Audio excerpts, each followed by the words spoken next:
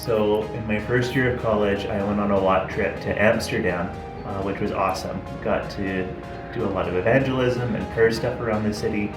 But Amsterdam's really known for its red light district, which is a huge, one of the biggest areas in the world. It's just full of like sex workers and prostitutes and stuff like that. But I remember there was one time in the middle of this red light district where all this like horrible things is going on. There's this church that hosts a weekly prayer meeting in the middle, and so our team went and we attended this prayer meeting, just praying over the city, praying God's will and His kingdom over it. And I just remember standing there thinking, like, how crazy is this? In the middle of this like darkest like place in the world where all this stuff goes on, God has placed His church in the middle of this city, that's interceding and praying and declaring God's will and God's love and His blessing over it. And this church works in the red light district and works with people, and is just like an incredible work that we got to be a part of, seeing and then partnering with as well. And so, yeah, it was like a really transformative moment in my life where I could see, God, your kingdom is breaking into even the darkest of places.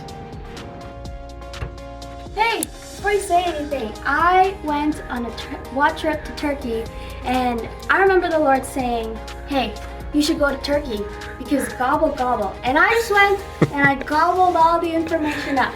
But actually, I went to Turkey and I always, before I went to Turkey, I always wanted to have plans set, and I always wanted to know what was going on and all these things. But when I went to Turkey, my time was not held in my own hands. So I had to learn how to be flexible and how to be patient and gracious to the people around me, because it's a different culture and I can't make them do the things that I want. So I remember coming back from that WAT trip and realizing that I grew in how I think about time and in how I think about like my plans, and really trusting the Lord in what He had for me. So go on a WAT trip because gobble gobble. Hi, I'm Jaden, and in May of 2024 I got the opportunity to go to BC with the WAT team, and for the first week of our kind of mission, our job, we were doing lots of just playing soccer with lots of 13-year-olds and just getting our butt kicked over and over and over again. And at first I didn't necessarily view that as like doing ministry. I thought we were just playing games. But towards the end of our time there, I realized that through playing soccer with them, they were asking us questions, we were getting to pray for them, and it was informal discipleship. And so now that I'm very much involved with youth outside of this WAT trip, that's something that I bring into my youth group constantly, is just hanging out and just trusting that Jesus will do the rest while we just have fun and invest in the lives of the youth who come. So in my second year at Bible college, I went on a WAT trip to Winnipeg, very exotic, fancy city, and we worked with a soup kitchen downtown. And one of the biggest kind of life-changing moments for me out of that was we spent a day working with an employment program that was taking homeless people and giving them a job cleaning up the streets downtown.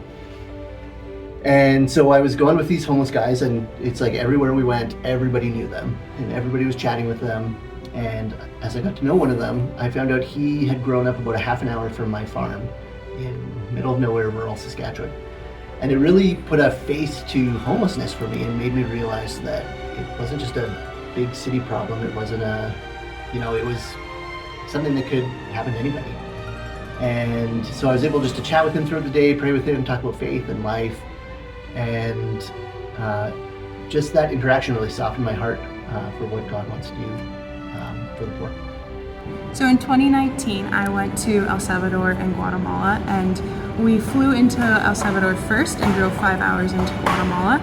And we spent time at this church, and when we were getting ready to go be billeted out, I found out I was going alone to my host parents, and I was not okay with it because there was 3 other girls that I was friends with on the team, and my host parents didn't speak English and I didn't speak any Spanish, and so it was a lot of just learning how to communicate, like they're people too, and I had to learn how to cross a language barrier with my phone, I was thankfully able to have that, but yeah, there's also a story of my first night there.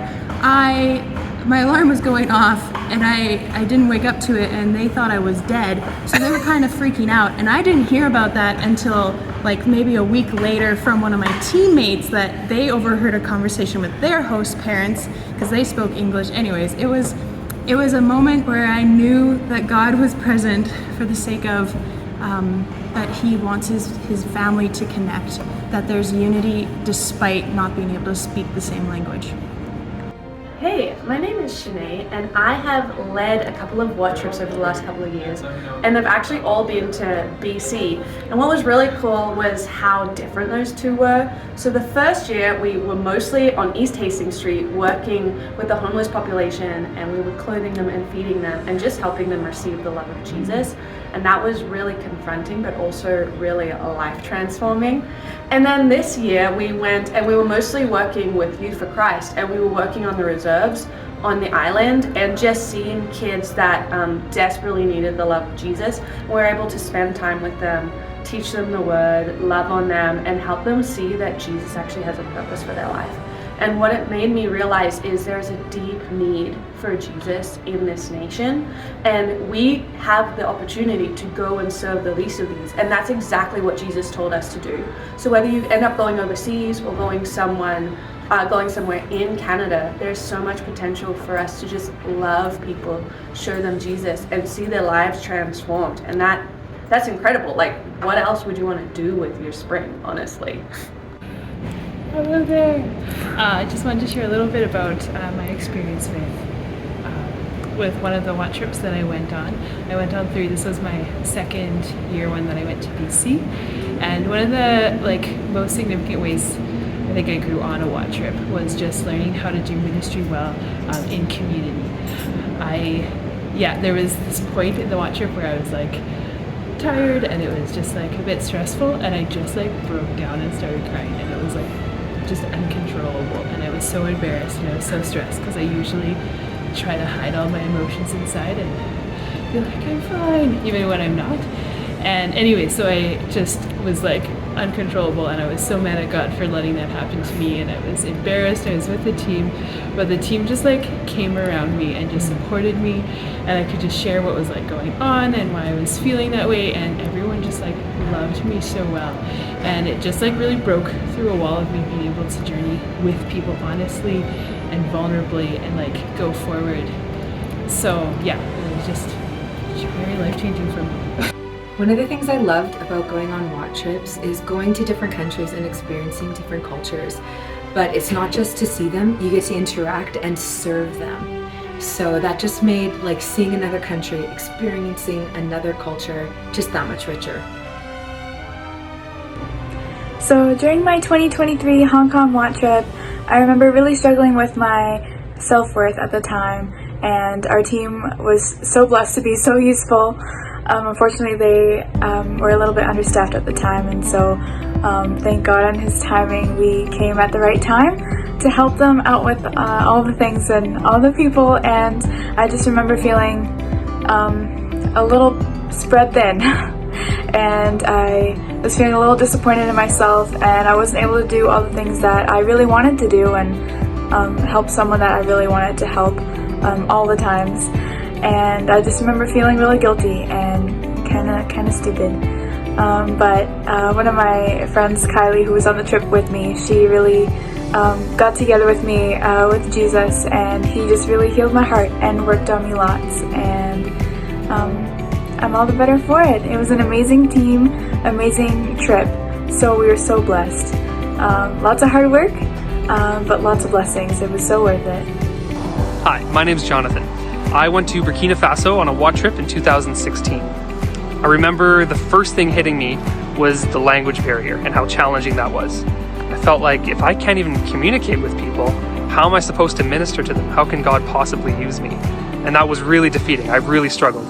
And one time we were supposed to be the altar team, the ministry team, for this big crusade where thousands of people were coming to listen to this evangelist. We were in charge of praying for healing. And I remember thinking, I can't even ask them what they need prayer for. I can't ask them how they're feeling afterwards. How on earth is God going to use me? And I just thought, it's got to be God. I got to leave it up to Him.